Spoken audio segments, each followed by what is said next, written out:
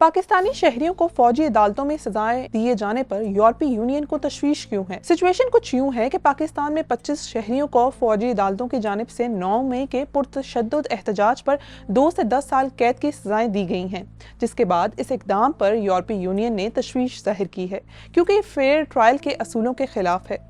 यूरोपीय यूनियन ने कहा है कि पाकिस्तान ने शहरी और सियासी हकूक के इंटरनेशनल एग्रीमेंट पर अमल दरामद करने का वादा कर रखा है।